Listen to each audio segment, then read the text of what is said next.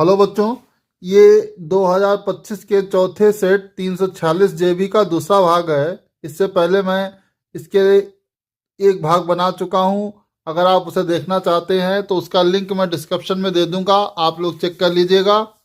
इससे पहले जो मैंने इसका पहला भाग बनाया था उसमें मैं 3 घातक प्रश्नों को हल कर चुका था, और आज हम प्रश्न 4 को हल करेंगे। 4 प्रश्न में कह रहा है कि हाइड्रोजन परमाणु के nवीं कक्षा में इलेक्ट्रॉन की ऊर्जा -13.6/n² इलेक्ट्रॉन वोल्ट है। हाइड्रोजन के लिए ऊर्जा स्तर आरेख खींचिए तथा बामर एवं पास्टन ब्रैकेट की रेखाओं हेतु संक्रमण दर्शाइए। तो आप लोगों को मालूम होगा कि जब आपने परमाणु संरचना चैप्टर पढ़ा होगा तो वहाँ पे आपको हाइड्रोजन एटम की संरचना पढ़ाई गई होगी। ठीक है, उस संरचना में आपको बताया गया था कि जो स्थायी कक्षा होती है, स्थायी कक्षा में जो इलेक्ट्रॉन की ऊर्जा होती है वो E बराबर -13.6/n² इलेक्ट्रॉन वोल्ट होती है। ये बताई गई होगी। यही ऊर्जा स्तर यहाँ पर इन्होंने भी बताई है कि इलेक्ट्रॉन की ऊर्जा -13.6/n² इलेक्ट्रॉन वोल्ट है। अब ये कह रहा है कि ऊर्जा आरेख बना के दिखाइए। ऊर्जा आरेख कैसे बनाएंगे? उसके लिए देखिए क्या करते हैं, यहाँ जो n होता है ये मुख्य क्वांटम संख्या होती है और ये ऊर्जा स्तर को बताती है। n बराबर, n का मतलब होता है पहला ऊर्जा स्तर, n बराबर 2 का मतलब होता है दूसरा ऊर्जा स्तर, n बराबर 3 का मतलब होता है तीसरा ऊर्जा स्तर, n बराबर 4 का मतलब होता है चौथा ऊर्जा स्तर, डैश डैश डैश। इस तरह से हम परमाणु में ऊर्जा स्तरों को दिखाते हैं। अब हम क्या करते हैं, ऊर्जा स्तर खींचते हैं। तो ये हमारा n बराबर पहला ऊर्जा स्तर है, ये n बराबर दूसरा ऊर्जा स्तर है, ये n बराबर तीसरा ऊर्जा स्तर है, और ये n बराबर चौथा, ये पांचवा, ये छठा, ऐसे डैश डैश डैश कहाँ तक है? इनफाइनाइट तक है। ठीक है, तो ये n बराबर 1 2 3 4 5 ये तो हमारे ऊर्जा स्तर हो गए। अब हमें इन ऊर्जा स्तरों की ऊर्जा भी बतानी पड़ेगी। तो ऊर्जा का सूत्र आपको बताया गया था, E बराबर -13.6/n²। अब अगर आपसे पहले ऊर्जा स्तर की ऊर्जा पूछे तो आप E1 निकालेंगे, E1 निकालेंगे तो n का मान 1 रखेंगे, तो ये हो जाएगा -13.6/1²। तो ये आंसर आ जाएगा -13.6। अगर दूसरी ऊर्जा स्तर निकालें तो E2, तो ये आपका हो जाएगा -13.6/2²। अब जब इसे आप हल करेंगे तो आंसर आ जाएगा -3.4 इलेक्ट्रॉन वोल्ट। अब आपसे कहें कि तीसरी ऊर्जा स्तर का ऊर्जा निकालिए, E3, तो ये आपका आ जाएगा -13.6 अब की n की जगह पे यहाँ पे 3 लिख लेंगे तो 3²। और इसको हल करेंगे तो ये -1.51 आ जाएगा, -1.51 इलेक्ट्रॉन वोल्ट। अब अगर चौथी ऊर्जा स्तर की ऊर्जा पूछे तो E4 बराबर हो जाएगा -13.6 अब की जो है n की जगह यहाँ 4 आ जाएगा, तो ये 4 बराबर हो जाएगा ये आंसर आ जाएगा -0.85 इलेक्ट्रॉन वोल्ट।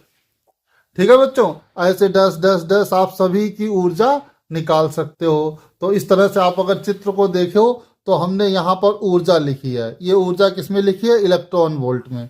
तो ये पहले ऊर्जा स्तर की ऊर्जा -13.6 इलेक्ट्रॉन वोल्ट, दूसरे की -3.4 इलेक्ट्रॉन वोल्ट, तीसरे की -1.51 इलेक्ट्रॉन वोल्ट, चौथे की 0.85 और पांचवें की -0.54, छठे की -0.38, सातवें की -0.2 और डैश डैश डैश इनफाइनाइट पे ऊर्जा क्या हो जाएगी हमारी?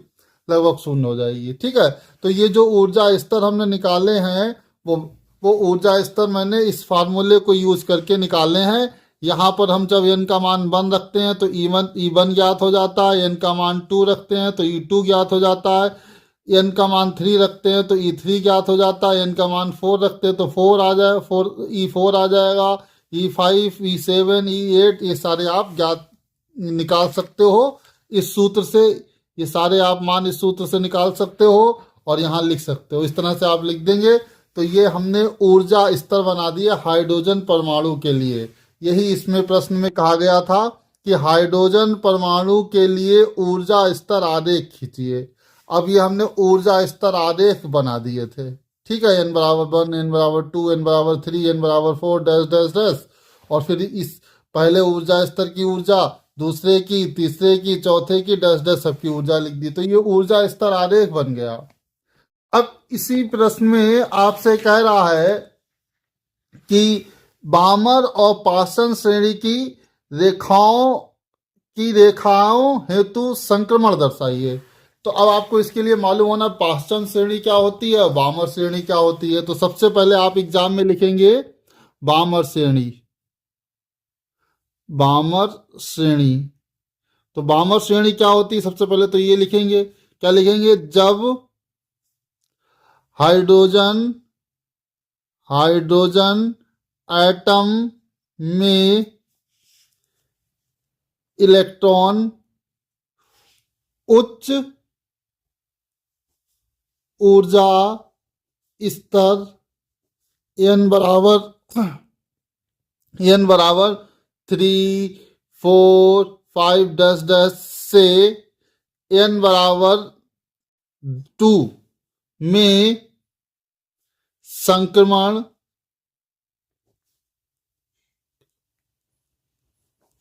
करता है तो बामर श्रेणी प्राप्त होती है। बामर श्रेणी प्राप्त होती है। तो सबसे पहले तो आप ये लिखेंगे कि जब हाइड्रोजन एटम में इलेक्ट्रॉन उच्च ऊर्जा स्तर n बराबर 2, 3, 4, 5 डैश डैश से n बराबर 2 में संक्रमण करता है तो बामर श्रेणी प्राप्त होती है। फिर आप लिखेंगे पाषाण श्रेणी। बच्चों ये आपको लिखना पड़ेगा एग्जाम में, पाषाण श्रेणी। पाषाण श्रेणी में क्या होता है कि जब हाइड्रोजन एटम में इलेक्ट्रॉन उच्च ऊर्जा स्तर n बराबर 4, 5, 6 डैश डैश डैश से n बराबर 3 में संक्रमण करता है तो पाषाण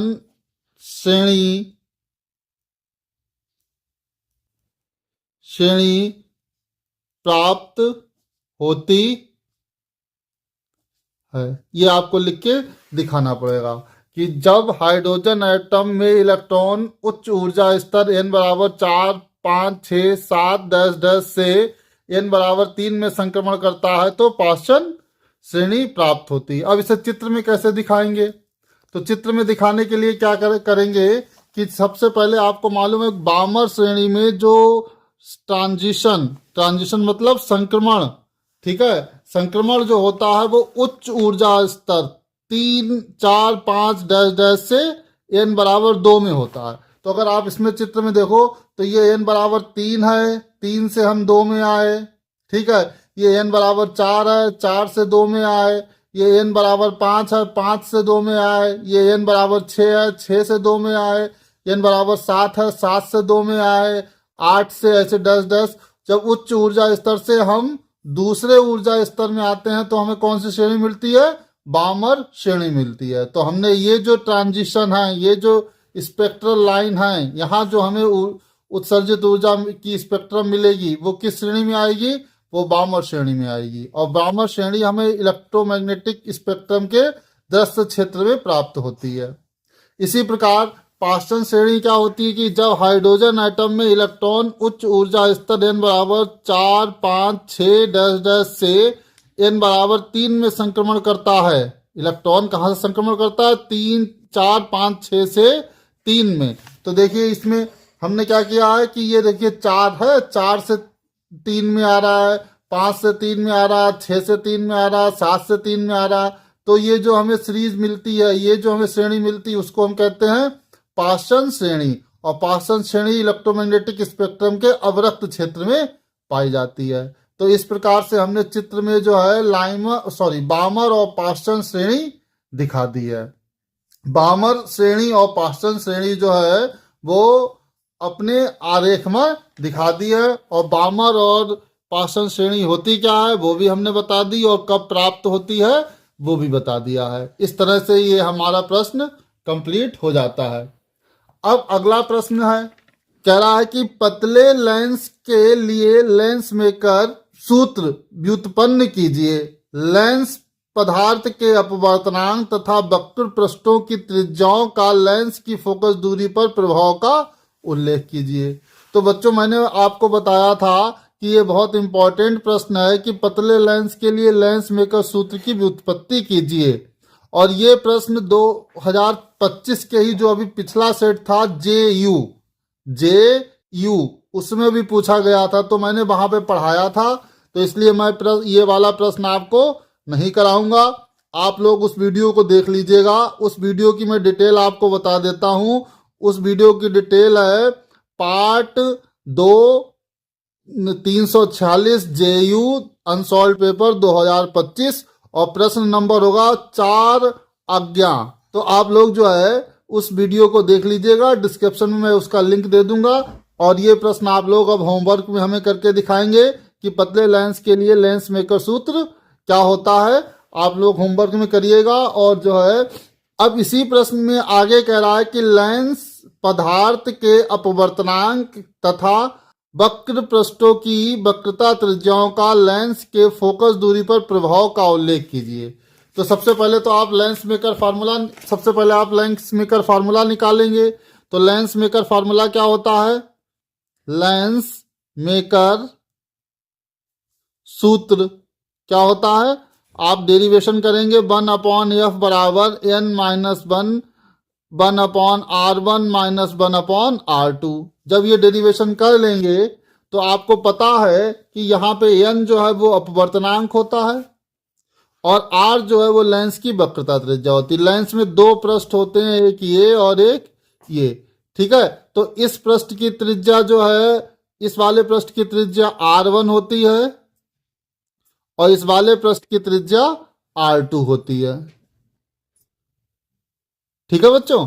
तो अब इस सूत्र से स्पष्ट आपको दिख रहा है कि अगर n 1/f = n-1 1/r1 - 1/r2 है, मतलब f बटे में है और n सीधा लिखा हुआ है। जो n का मान है अगर ये बढ़ेगा तो f का मान घटेगा, ठीक है। क्यों? क्योंकि ये 1/f = n-1 है, ठीक है।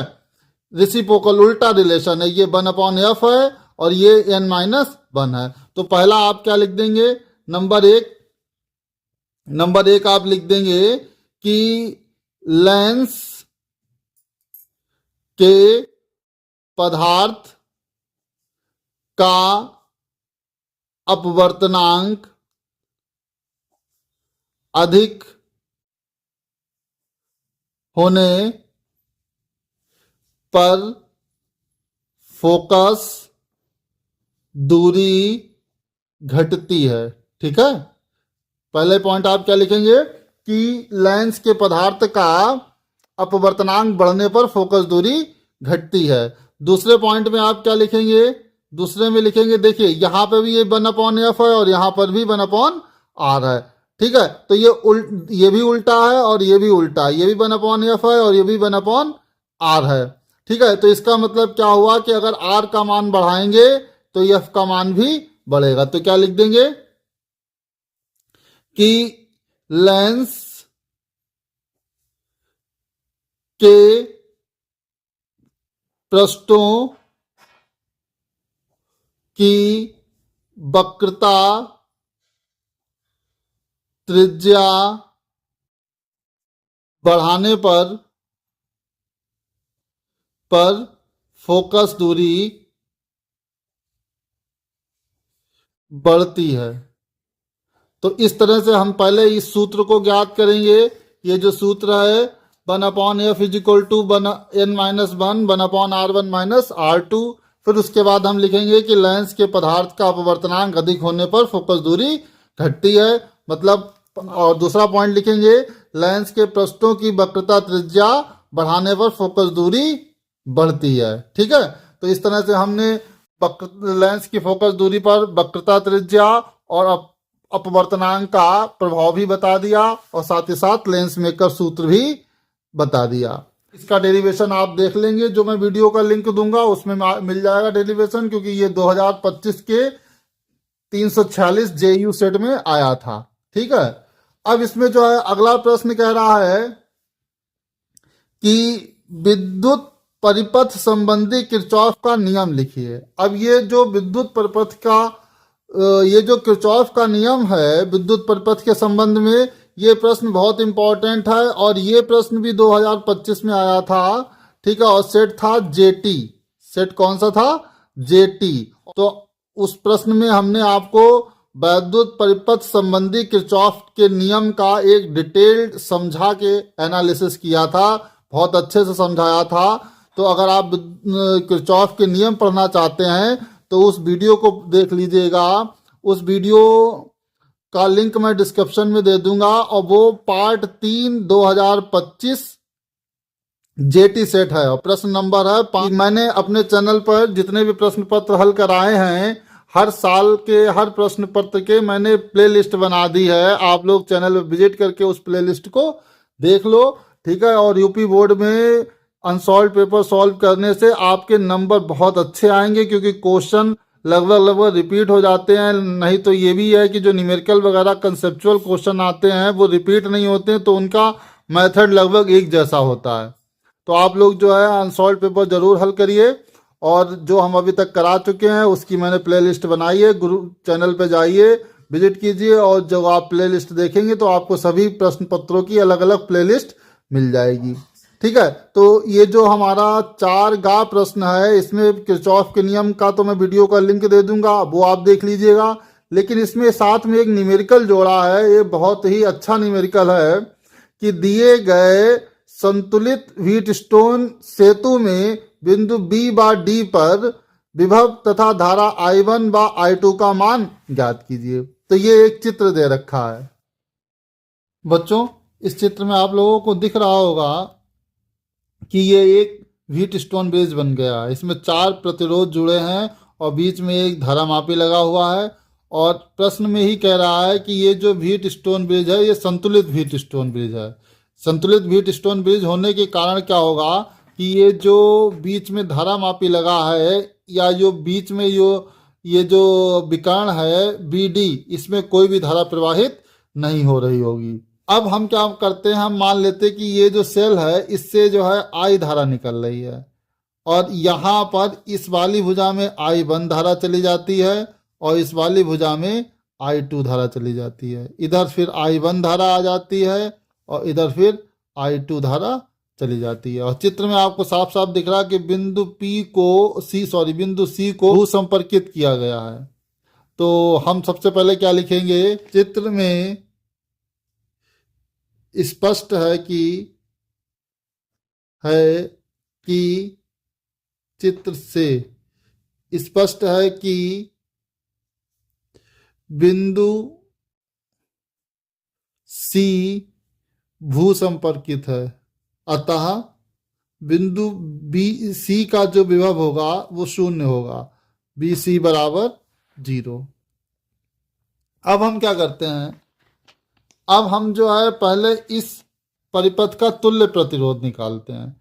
तो आपको मालूम है कि ये जो D भुजा है इसमें कोई धारा प्रवाहित नहीं हो रही है, तो इसका मतलब ये हुआ कि ये जो दोनों प्रतिरोध हैं 2 ओम और 4 ओम, ठीक है, ये दोनों श्रेणी क्रम में हैं।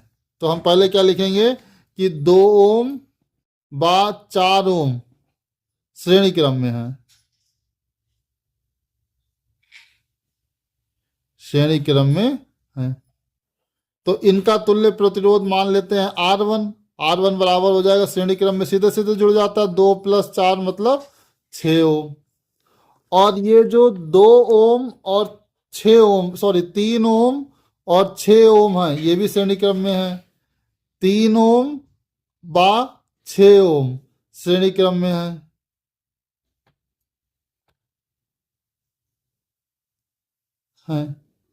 तो इनका जो प्रतिरोध है वो R2 बराबर हो जाएगा 3 + 6 बराबर 9 ओम।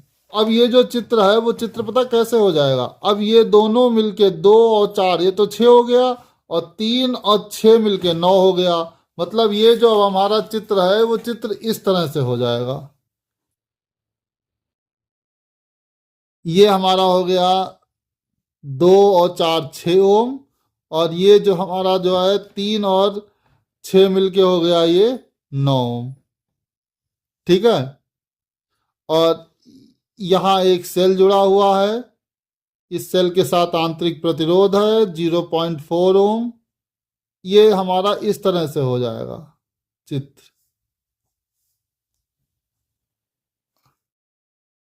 अब इसमें B और D पॉइंट समाप्त हो जाएंगे, ये जो B और D पॉइंट है ये समाप्त हो जाएंगे, B और D पॉइंट समाप्त हो जाएंगे। केवल हमारा पॉइंट A बचेगा और पॉइंट C बचेगा, और पॉइंट C जो है वो इस तरह से हमारा भूसंपर्कित है। अब अगर हम अब अगर हम इन 6 ओम और 9 ओम पर विचार करें तो ये दोनों समांतर क्रम में हैं, तो इनका तुल्य प्रतिरोध निकाल लेते हैं। क्या लिखेंगे, चूंकि 6 ओम व 9 ओम समांतर क्रम में है, तो इनका जो तुल्य प्रतिरोध है वो हो जाएगा 1/R डैश, ये हो जाएगा 1/6 + 1/9। अब इसका जो है 3 और 9 और 6 की गुणा कर लो, 6 × 9 ये हो जाएगा 9 + 6, तो 1/R डैश बराबर हो जाएगा, ये हो जाएगा 15/9 × 5 = 9 × 54, या R डैश का जो मान निकालेंगे तो R डैश बराबर हो जाएगा 54/15। इसे भाग करिए तो ये आ जाएगा 3.6 ओम। ठीक है बच्चों, मतलब ये जो है ये दोनों मिलके जो है वो हमारा इस तरह से चित्र बन जाएगा कि ये दोनों मिलके जो है 6 ओम और 9 ओम ये हो जाता 3.6। ठीक है, ये बिंदु A है और ये बिंदु C है, और इससे एक सेल जुड़ा हुआ है, इस तरह से ये परिपथ हो जाता है। ये 4 ओम का 0.4 ओम का रेजिस्टेंस लगा, ये हमारा सेल है, और ये पॉइंट अब आपको देखें तो ये 0.4 ये सीधे किससे जुड़ा है, 3.6 से, तो क्या लिखेंगे 3.6 बा 0.4 श्रेणी क्रम में है, श्रेणी क्रम में। तो हमारा जो तुल्य प्रतिरोध है, तुल्य प्रतिरोध R, तो R बराबर तुल्य प्रतिरोध हो जाएगा 3.6 + 0.4, यानी कि ये जो परिपथ चित्र में दिखाया गया था तुम्हें, ये पूरा परिपथ, इस पूरे परिपथ का तुल्य प्रतिरोध है 4। अब इससे हमने आपको पहले बताया था धारा कितनी आ रही है, I। अब अगर आपसे कहें कि बिंदु A और C के इस धारा का जो है मान निकालिए, तो कैसे निकालेंगे, तो आपको मालूम है एक फार्मूला होता है B = I/R। तो अगर यहां से I निकालेंगे तो ये हो जाएगा, ये 6 वोल्ट की बैटरी लगी है तो B/R। अब आपको मालूम है इस पूरे परिपथ का जो विभवांतर है वो कितना होगा, 6, और आपने प्रतिरोध निकाला इस पूरे परिपथ का 4, तो I का मान आ गया हमारा 2 दूना 4, 2 तिया 6, यानी कि 1.5 एम्पियर। मतलब इस चित्र में जो धारा आ रही है वो कितनी है, 1.5 एम्पियर। ठीक है, अब अगर इस चित्र को आप देखो तो इसमें जो ये 6 ओम था, ये जो 6 ओम था ये 2 और 4 को मिलके बना था। ठीक है, और 2 और 4 में कितनी धारा है, I1। तो मतलब ये जो 6 एम्पियर में कितनी धारा है, ये I1 है, और इसी तरह से 9 एम्पियर में कितनी धारा है, I2 धारा है।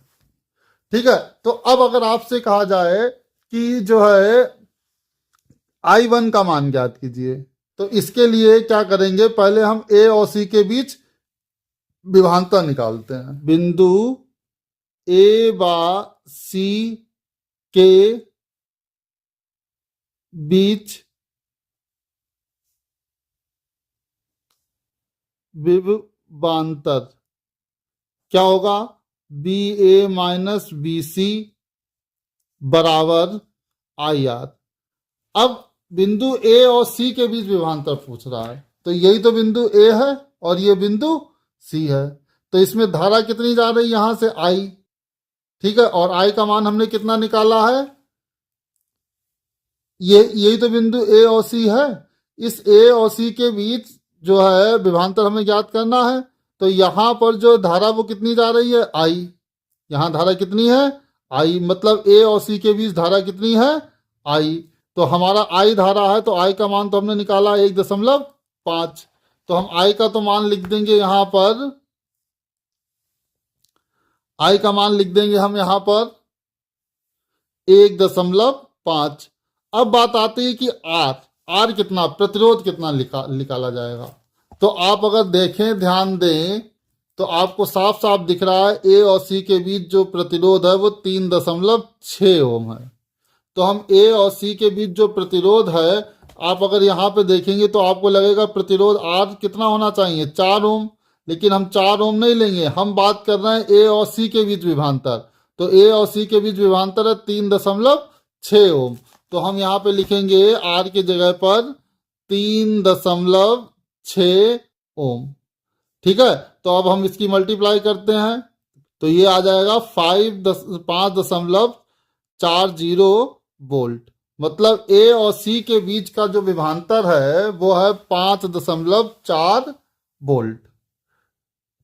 अब हम क्या करते हैं, ये जो हमारा परिपथ है जो हमने बनाया था, इस परिपथ में ये जो ऊपर धारा है इस धारा का मान निकालते हैं। ठीक है, अब हम क्या कर लिखेंगे, व्हीट स्टोन ब्रिज या सेतु की भुजा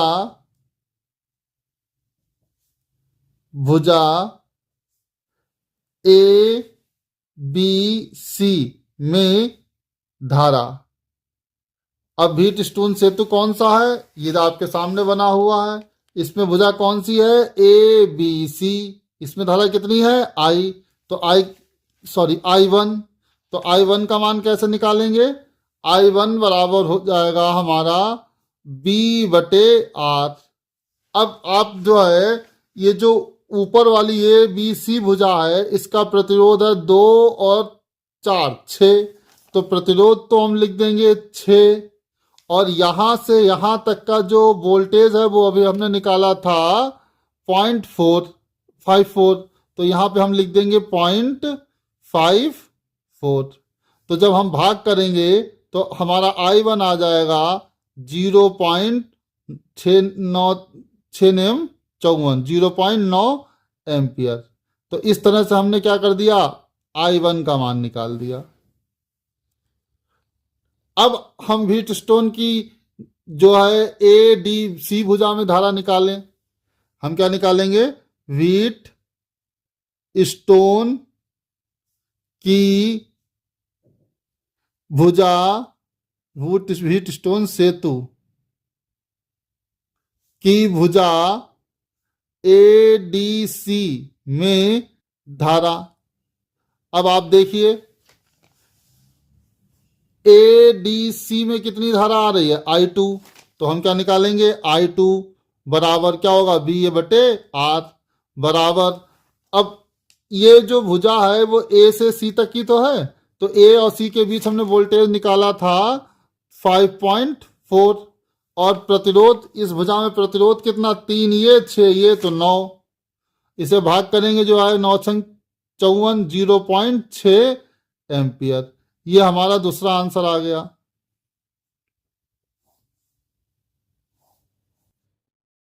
I1 का मान हो गया 0.9 और I2 का मान हो गया 0.6।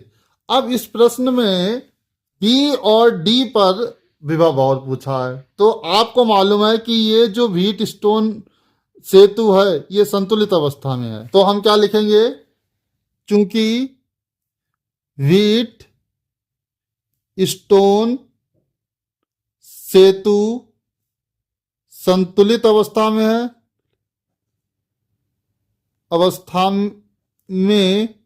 है, अतः भुजा या विकर्ण बीडी में कोई धारा प्रवाहित नहीं होगी। अब बीडी में कोई धारा प्रवाहित नहीं हो रही है तो इसका मतलब हुआ कि बिंदु बी पर विभव और बिंदु डी पर विभव बराबर होगा। जब कहीं पे धारा प्रवाहित नहीं होती है तो उसका मतलब वहां पे विभव बराबर होता है। तो मतलब हमारा जो है बिंदु बी पर विभव बी बराबर क्या हो जाएगा, डी हो जाएगा। मतलब बिंदु बी और डी पर विभव बराबर होगा। क्या लिखा, चूंकि व्हीट स्टोन सेतु संतुलित अवस्था में है अतः विकर्ण बीडी में कोई धारा प्रवाहित नहीं होगी। और क्योंकि आप लोगों को मालूम है कि जब विभवांतर बराबर होता है तो कोई भी धारा प्रवाहित नहीं होती है। अब बी और डी का मान कैसे निकालें, तो अगर हम आपसे कहें कि बी और सी के बीच विभव निकालो, बिंदु बी व सी के बीच विभवांतर कैसे निकालेंगे, B B minus B C बराबर फॉर्मूला होगा आई आर। अब यहां पर आपको पहले ही बताया गया है कि सी जो है वो भूसंपर्कित है, सी भूसंपर्कित है तो इसका मतलब बीसी पे जो है पोटेंशियल 0 होगा। ठीक है, आई की जगह पर हम लेंगे, अब हम बीसी की बात कर रहे हैं तो बीसी में धारा है I1, तो आई की जगह पे लेंगे I1 और I1 का मान हमने निकाला है 0.9 और बीसी के बीच में प्रतिरोध कितना है, बीसी के बीच में प्रतिरोध है 4 ओम, तो हम प्रतिरोध कितना लेंगे 4 ओम। ठीक है, अब ये बीसी आई और आर का मान यहां रख दो तो ये हमारा हो जाएगा बी बी बराबर बी बी माइनस 0 बराबर आई की जगह रख देंगे 0.9 गुणे आर की जगह रख देंगे 4, तो हमारा बी बी बराबर हो जाएगा 3.6 वोल्ट। मतलब बिंदु बी पर विभव कितना होगा 3.6 वोल्ट। ठीक है, बिंदु बी पर विभव कितना होगा 3.6 वोल्ट। अब आपको मालूम है कि चूंकि बी डी बराबर है बी बी तो बी डी बराबर भी कितना हो जाएगा 3.6 वोल्ट। ठीक है, तो इस तरह से हमने क्या किया कि I1 का मान भी ज्ञात कर लिया, I2 का मान भी ज्ञात कर लिया, बिंदु बी पर भी विभव ज्ञात कर लिया और बिंदु डी पर भी विभव ज्ञात कर लिया। इस तरह से ये हमारा प्रश्न हल हो जाता है। बहुत ही अच्छा न्यूमेरिकल था, अच्छा लेवल था। ठीक है, इस प्रश्न को 2-3 बार लगाइएगा, कॉन्सेप्ट भी अच्छे से क्लियर हो जाएगा। बच्चों अब हम अगला प्रश्न हल करते हैं। 4 घा में कह रहा है कि बायो-सवर्त का नियम लिखिए तथा इसके आधार पर अनंत लंबाई के धारावाही चालक द्वारा उत्पन्न चुंबकीय क्षेत्र का व्यंजक प्राप्त कीजिए। तो बायो-सवर्त का नियम जो है बहुत इंपॉर्टेंट है और ये 2021 में भी आया था। तो जब हमने 2021 के FU सेट को हल कराया था तो हमने वहाँ पर ये प्रश्न आपको कराया था, बायो-सवर्त का नियम खूब डिटेल में बताया था। तो आप लोग जो है 2021 के 346 FU सेट को देख लीजिएगा, उसमें प्रश्न नंबर 7 जो दे रखा है उसमें बायो-सवर्त का नियम आपको मैंने पढ़ाया है। उस वीडियो का लिंक मैं डिस्क्रिप्शन में दे दूंगा, आप लोग देख लीजिएगा। Part number 8 2021 FU 346 UP board unsolved paper, ये जो है वीडियो की डिटेल है।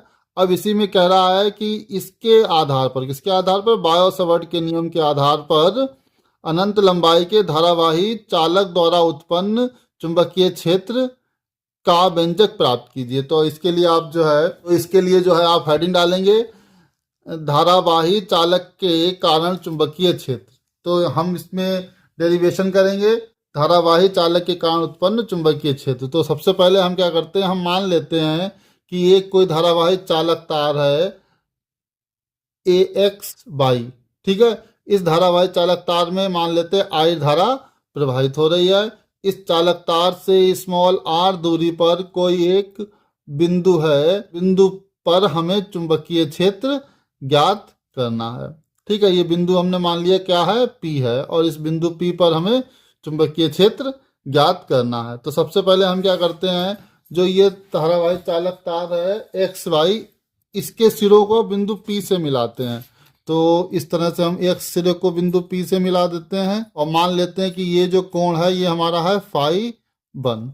अब हम क्या करते हैं, इस बाई सिरे को बिंदु पी से मिलाते हैं और मान लेते हैं कि ये जो कोण बना है ये कोण बना है हमारा फाई 2। मतलब एक्स सिरे को पी से मिलाते हैं तो फाई 1 कोण बनता है, बाई सिरे को पी से मिलाते हैं तो फाई 2 कोण बनता है। अब हम क्या करते हैं, इस बिंदु P से x दूरी पर यहाँ कोई एक लेंथ एलिमेंट ले लेते हैं। ये बिंदु P है और यहाँ पे हमने क्या किया, एक लेंथ एलिमेंट ले लिया। ये हमारा लेंथ एलिमेंट हो गया। ये लेंथ एलिमेंट की लंबाई हमने मान ली है dl। अब हम क्या करते हैं कि जो लेंथ एलिमेंट है, इस लेंथ एलिमेंट का नामकरण कर देते हैं QR, ठीक है। ये वाला बिंदु जो हमने बिंदु P से तार पे लंब खींचा, इसे मान लेते हैं O। इस P को हम Q से मिलाते हैं और R को भी Q से मिला देते हैं। तो ये जो बीच में कोण बनता है ये वाला, इसे हम मान लेते हैं ये कोण है d फाई। अब हम इस R से इस P के ऊपर एक लंब खींचते हैं इस तरह से, ये हमारा कोण हो जाता है 90 डिग्री। और ये जो लेंथ एलिमेंट ये जो कोण बना रहा है ये कोण है थीटा। लेंथ एलिमेंट dl जो QP के साथ कोण बनाता है, उस कोण को हमने मान लिया है थीटा। तो सबसे पहले तो हम क्या करेंगे, ये डिटेल लिख देंगे जो हमने बनाया है। डिटेल में हम क्या लिखेंगे, माना एक चालक तार XY में I धारा प्रवाहित होती है। चालक से स्मॉल r दूरी पर कोई बिंदु P है जिस पर चुंबकीय क्षेत्र ज्ञात करना है। माना बिंदु P से x दूरी पर कोई लंबाई अवयव dl है, ठीक है। तो ये जो चित्र था, इसी चित्र का हमने डिस्क्रिप्शन लिखा है यहाँ पे। ये एक तार है XY, इससे r दूरी पर बिंदु P है। बिंदु P पर चुंबकीय क्षेत्र ज्ञात करना है और बिंदु P से x दूरी पर एक लंबाई अवयव लेंथ एलिमेंट dl है। अब हम बायो सावर्ट के नियम के अनुसार, बायो सावर्ट के नियमानुसार लंबाई अवयव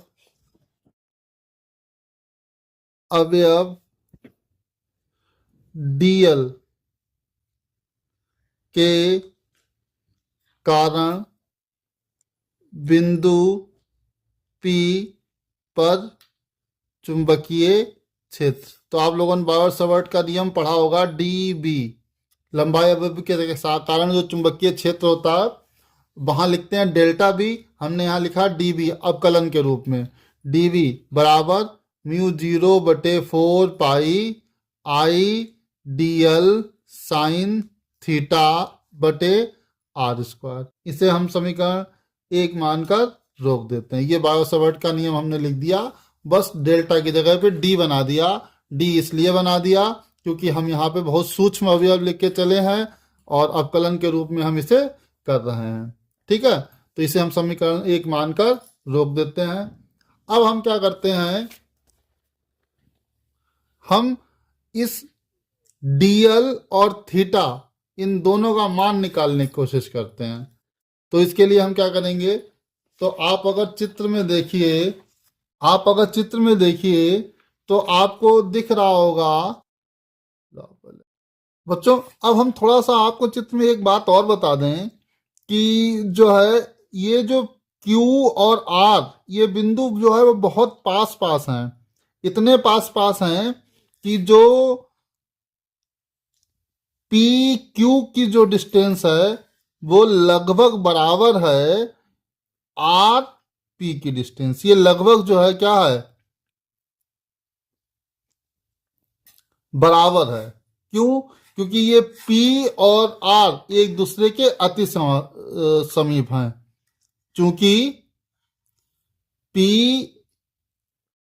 Q बा R एक दूसरे से अति समीप हैं, एक दूसरे के अति समीप हैं, इसलिए पी क्यू बराबर आर पी, ये लगभग बराबर होंगे। मतलब ये दूरी अगर एक्स है तो ये भी एक्स ही होगी, जो कि हमने लिखा हुआ है कि लेंथ एलिमेंट की दूरी कितनी है, एक्स है। बिंदु पी से लेंथ एलिमेंट की दूरी कितनी है, एक्स है। तो ये दूरी बिल्कुल बराबर है। और अब हम क्या करते हैं, इसमें साइन थीटा का फॉर्मूला लगाते हैं। अब देखिए एक त्रिभुज आपको दिख रहा होगा, क्यू आर, इसको मान लेते हैं, ये जो लंब खींचा था ये मान लिया हमने एल। तो हम क्या लिखते हैं, त्रिभुज, त्रिभुज है Q R L, Q R L में हम फॉर्मूला लगाते हैं साइन थीटा। तो साइन थीटा बराबर क्या हो जाएगा, ये वाला कोण थीटा है तो ये हो जाएगा लंब आर एल बटे, ये 90 डिग्री है तो ये हो जाएगा कर्ण क्यू आर, क्यू आर। तो यहां से हमारा आर एल बराबर आ जाएगा क्यू आर साइन थीटा, और क्यू आर का मान आपको चित्र में साफ साफ दिख रहा होगा, ये है डी एल। तो हम क्यू आर की जगह लिख देंगे डी एल। तो आर एल बराबर हो गया डी एल साइन थीटा। इसे हम मान लेते हैं समीकरण 2। अब इसमें देखिए एक कोण सूत्र हम लगाते हैं, कोण बराबर चाप बटे त्रिज्या, कोण बराबर चाप बटे त्रिज्या।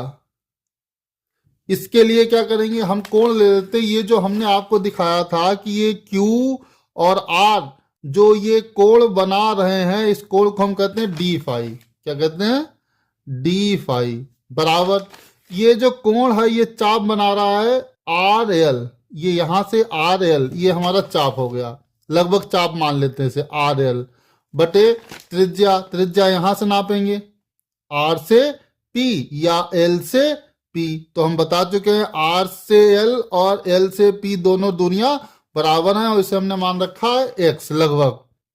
तो यहां से हमारा आर एल बराबर हो जाएगा एक्स डी फाई। ये हो गया समीकरण 3। अब देखिए ये समीकरण 2, ये हो गए समीकरण 3। तो ये कोण बराबर चाप बटे त्रिज्या, कोण हमने कितना लिया डी फाई, तो यहां लिख दिया डी फाई।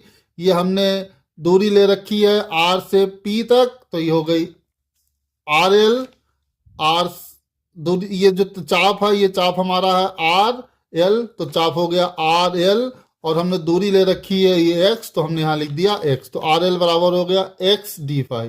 अब अगर आप समीकरण 2 देखें तो ये भी आर एल के बराबर है और ये भी आर एल के बराबर है, मतलब D L sine theta X D phi के बराबर होगा। तो हम लिखेंगे from 2 and 3 X D phi is equal to D L sine theta. तो हमने डी एल साइन थीटा का मान निकाल लिया, ये मान हम पुट कर देते हैं, पुट इन वन में डी एल साइन थीटा का मान हमें पता चल गया एक्स डी फाई।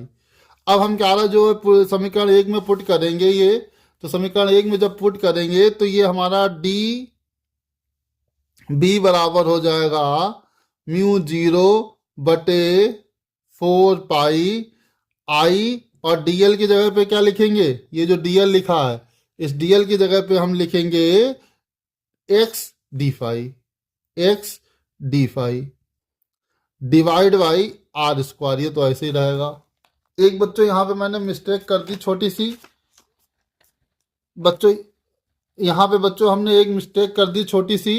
ये जो बायो सवर्ट का नियम लिखते हैं तो यहाँ पे जो चित्र देखें आप, तो चित्र में जो आपको दूरी दी गई है इस डीएल की वो x दी गई है, तो यहाँ r ना होकर यहाँ पर x होगा।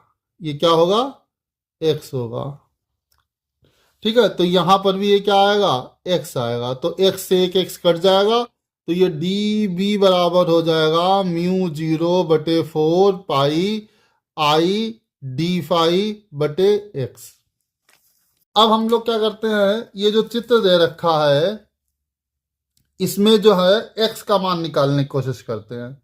तो हम मान लेते हैं कि ये वाला कोण हमारा जो है वो कितना है? फाई है। तो हम जो है फार्मूला लगाते हैं आर पी ओ में, आर पी ओ में। इसमें हम फार्मूला लगाते हैं कॉस फाई का। तो कॉस फाई हमारा ये है, तो ये तो हो जाएगा आधार ओपी, और ये हमारा हो जाएगा आर एल आर पी कर्ण। तो हमारा कॉस फाई हो जाएगा आधार, आधार कितना है ये? आर बटे कर्ण कितना है? R P.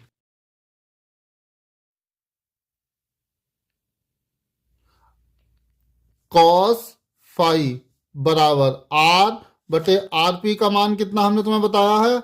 आर पी का मान हमने बताया है एक्स, तो ये हो जाएगा एक्स। तो आर बराबर, ये आपका एक्स बराबर हो जाएगा आर बटे कॉस फाई। इसको मान लेते हैं समीकरण 4, और ये x का मान पुट कर देते हैं, पुट इन 4। तो ये हमारा डी बी बराबर हो जाएगा mu 0/4 pi I D phi बटे x की जगह रख देंगे r बटे कॉस फाई। तो कॉस फाई ऊपर चला जाएगा, तो डी बी बराबर हो जाएगा mu 0/4 pi I cos phi बटे आर डी फाई। ये हमारा जो एल आ गया, ये लेंथ एलिमेंट के कारण चुंबकीय क्षेत्र निकल आया। हमें निकालना चालक तार के कारण, चालक तार एक्स वाई के कारण। तो हम इसी जो हमने लेंथ एलिमेंट के कारण चुंबकीय क्षेत्र निकाला था डीवी, हम इसका समाकलन कर देते हैं। क्या लिखेंगे?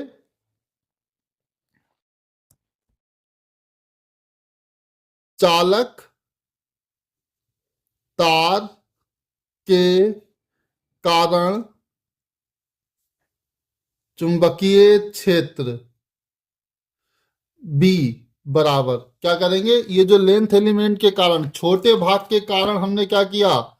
छोटा भाग कितना था? Q R. इस क्यू आर के कारण, छोटे भाग के कारण चुंबकीय क्षेत्र, छोटा भाग क्या था? Q R. क्यू आर के कारण चुंबकीय क्षेत्र निकाला, कितना आया? Mu 0/4 pi I cos theta बटे आर डी फाई। अब अगर हम इस छोटे भाग के कारण चुंबकीय क्षेत्र का अवकलन कर देंगे तो इस पूरे तार के कारण चुंबकीय क्षेत्र निकल आएगा। तो भाई हम क्या ने लिखा है कि चालक तार के कारण चुंबकीय क्षेत्र बी बराबर इंटीग्रेशन डी बी। और इंटीग्रेशन कहाँ से करेंगे? इंटीग्रेशन आपको मालूम है यहां से शुरू होगा और यहां तक जाएगा। तो ये वाला सिरा कितना कोण बना रहा है? φ2। तो इंटीग्रेशन स्टार्ट होगा -φ2 से। माइनस क्यों लिखेंगे? क्योंकि ये जो φ2 एंगल है ये नीचे से, नीचे के लिए बन रहा है, और φ2 ऊपर बन रहा है। तो हमारा जो इंटीग्रेशन होगा वो कहां से कहां तक होगा? φ1 -φ2 से φ1 तक। अब हम यहाँ पे dB की वैल्यू रख देंगे, तो इंटीग्रेशन -φ2 से φ1, dB का मान हमने निकाला था, क्या निकाला था? Mu 0/4 pi I cos theta बटे आर डी फाई। तो mu 0/4 pi I cos theta cos phi D phi बटे आर। अब म्यू 0/4 पाई आई बटे आर, ये तो कांस्टेंट है, बाहर आ जाएगा, ये बचेगा -φ2 φ1, और ये रह जाएगा कॉस फाई डी फाई। अब आप लोगों को मालूम है कॉस फाई का इंटीग्रेशन क्या होता है? सभी लोग जानते होंगे कि कॉस फाई का इंटीग्रेशन होता है, बायो वाले नहीं जानते होंगे, लेकिन मैथ वाले सभी जानते होंगे कि कॉस फाई का इंटीग्रेशन होता है साइन फाई। और लिमिट हमारी हो जाएगी -φ2 से φ1। अब हम लिमिट अप्लाई करते हैं, तो लिमिट अप्लाई करेंगे तो 4 पाई i/r, फाइव की जगह पहले रखेंगे 5 1, तो ये हो जाएगा 5 1, फिर लगता है माइनस, फिर लिखेंगे कॉस, अब की 5 की जगह रखेंगे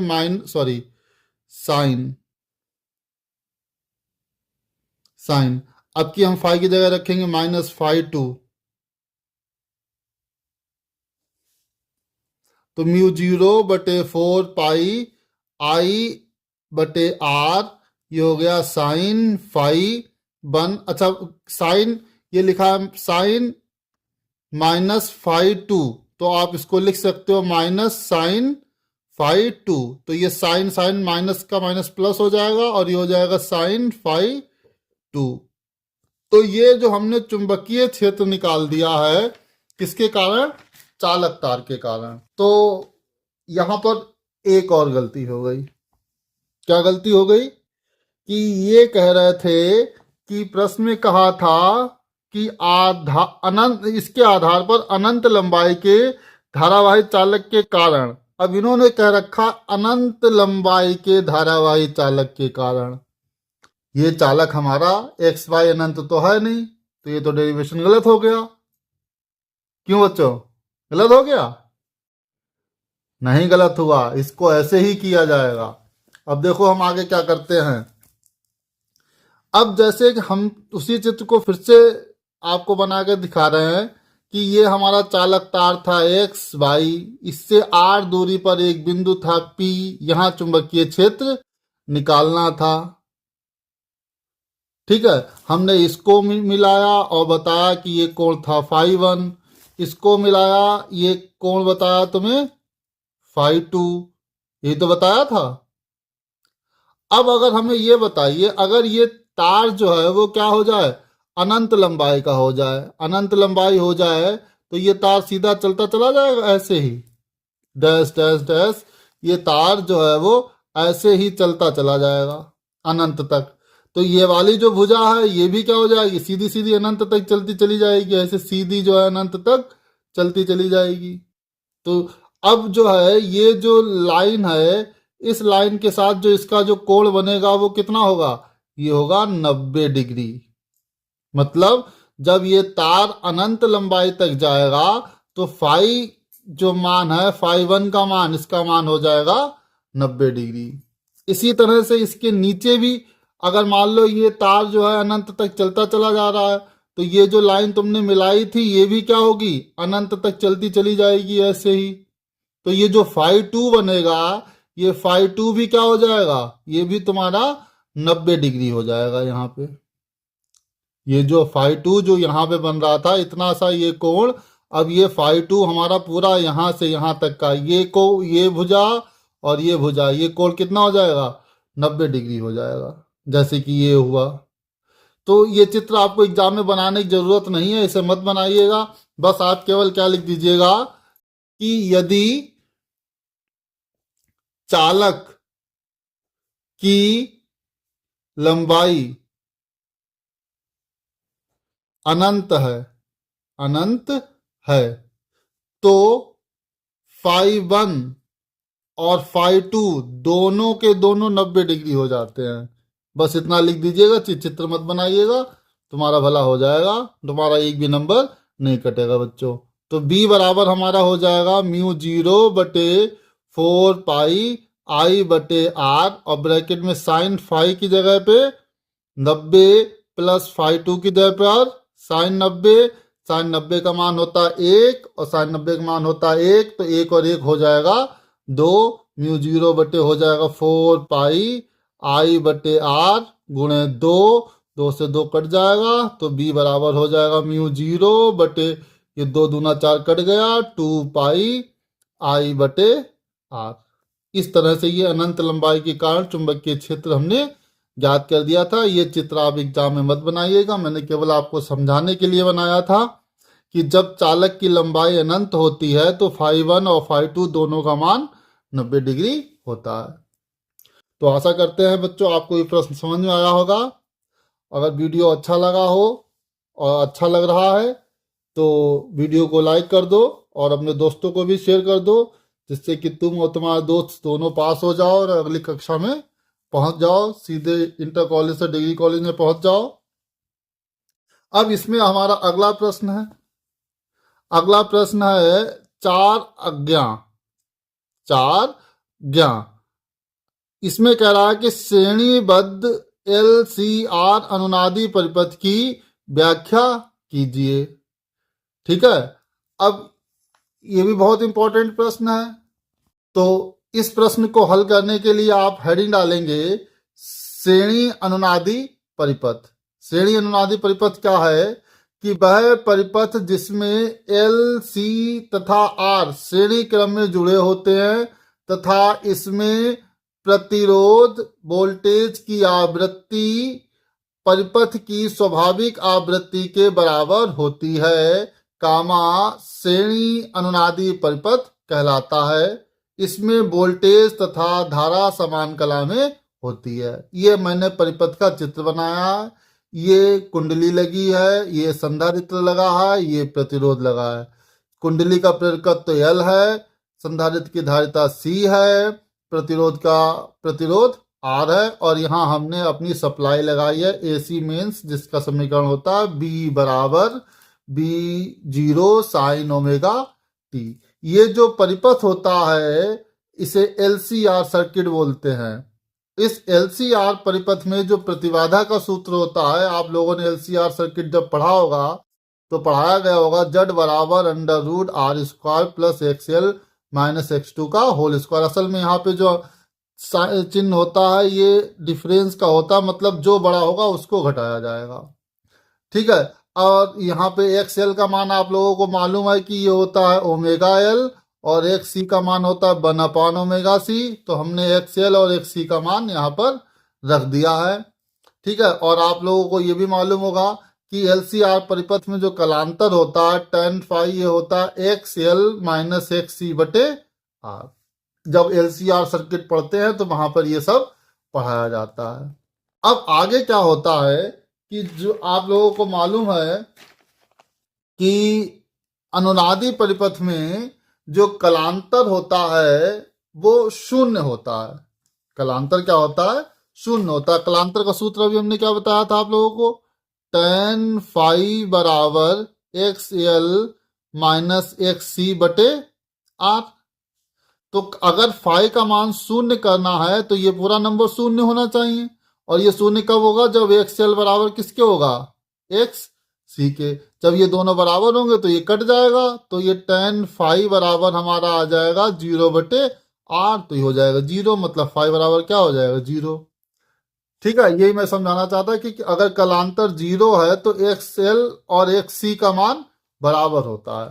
तो वही मैंने यहाँ पे लिखा है, यदि XL बराबर XC तो फाई बराबर 0, अर्थात वोल्टेज B तथा धारा I समान कला में होंगे, अतः इनके बीच का कोण शून्य होगा। इस स्थिति में परिपथ की प्रतिबाधा Z बराबर R होगी, अर्थात शून्य न्यूनतम होगी, तथा I बराबर B बटे R अधिकतम होगा। ऐसे परिपथ को अनुनादी परिपथ कहते हैं। अनुनाद की स्थिति में XL बराबर XC होता है, पहले ही हम बता चुके हैं। XL का मान ओमेगा L होता है, XC का मान 1 ओमेगा C होता है। यहाँ से ओमेगा स्क्वायर निकालेंगे तो 1 XCL हो जाएगा, ओमेगा निकालेंगे तो अंडर रूट CL हो जाएगा। ओमेगा का मान होता है 2 पाई F, जहाँ F फ्रिक्वेंसी होती है, तो F का मान आ जाता है 1/2 पाई अंडर रूट LC। इसी को हम कहते हैं अनुनादी आवृत्ति। यह श्रेणी अनुनादी परिपथ की अनुनादी आवृत्ति का सूत्र है। ये कुछ हमने आपको आगे अनुनादी परिपथ की विशेषताएं बताई हैं, ये आप लिख दोगे और ये दोनों चित्र बना दोगे तो और अच्छे नंबर मिलेंगे। अनुनादी परिपथ की विशेषताएं क्या होती हैं? इसमें B व I समान कला में होते हैं। L व C के सिरों पर विभवांतर आरोपित विभवांतर से कहीं अधिक होता है। इसमें प्रतिबाधा Z न्यूनतम होती है तथा इसका मान R के बराबर होता है। इसमें धारा का मान अधिकतम होता है, और I और F के बीच का ग्राफ इस तरह से आता है। Z और F के बीच का ग्राफ इस तरह से आता है। ठीक है बच्चों, ये ग्राफ अगर आप बना देंगे तो आपको बहुत अच्छे नंबर मिलेंगे। इस प्रश्न में पूरे ये 3 नंबर में प्रश्न आया था, 3 के 3 नंबर पूरे मिल जाएंगे। तो बच्चों, अगर ये वीडियो आपको अच्छा लगा हो तो वीडियो को लाइक कर दो